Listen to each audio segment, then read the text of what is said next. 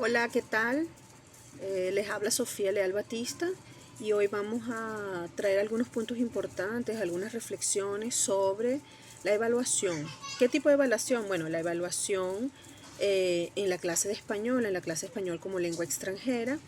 En este video breve se presentan algunas ideas y reflexiones a partir del artículo titulado Criterios para evaluar la expresión oral y escrita en la clase de español como lengua extranjera de las autoras Montserrat Bores y Lorena Camacho.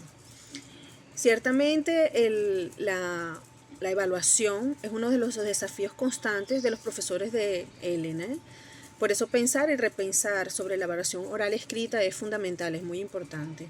¿Sí? Esa revisión siempre nos trae cosas nuevas. Entonces, en el artículo mencionado se nos propone eso, repensar la evaluación, repensar qué, cómo y cuándo evaluar, considerando algunos conceptos y orientaciones, por ejemplo, del marco común europeo, y también presentando ejemplos concretos, reales, detallados, en los que se diseña la evaluación de tareas o pruebas.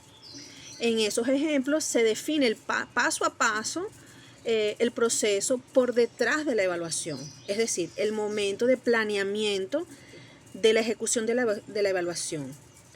Entonces, en ese momento, ¿qué pasa? Se definen y se adaptan rúbricas y criterios que el profesor debe prestar atención a la hora de la evaluación y a la hora de asignar valores o puntuaciones, ya sea independientemente que opte por una evaluación de aprovechamiento, una evaluación sumativa o una evaluación continua. También en el texto se nos expone, se nos permite reflexionar sobre el proceso de evaluación como un proceso más amplio y como un proceso continuo, y no como se solía o se suele aún en algunos cursos o en algunos currículas, a pensar en la evaluación como una actividad final de cierre del periodo, de cierre del proceso de enseñanza-aprendizaje, en el proceso de adquisición de la lengua, del español como lengua extranjera. Entonces el docente, en ese periodo, en ese proceso de enseñanza-aprendizaje, él espera que los estudiantes alcancen, adquieran una competencia comunicativa para usar la lengua que estudian. Si ese es el objetivo, entonces deben adaptarse y diseñarse criterios de evaluación para cada actividad oral y escrita propuesta. Entonces es una actividad constante y de revisar constantemente la propuesta de evaluación para cada grupo.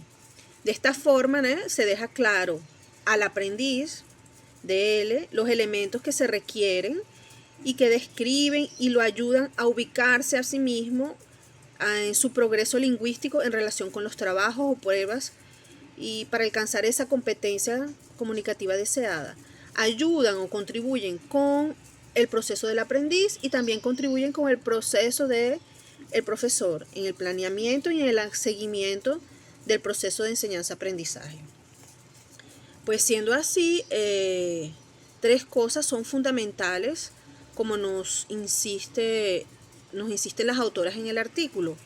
Primero, el tipo de pruebas o tareas que se van a evaluar, que deben ser descritas y detalladas con instrucciones claras para el alumno y para el propio docente. Ese es el primer punto que es común a todo este proceso de evaluación y de repensar la evaluación. El segundo punto es qué se evalúa y de acuerdo a las características de cada una de las tareas o pruebas.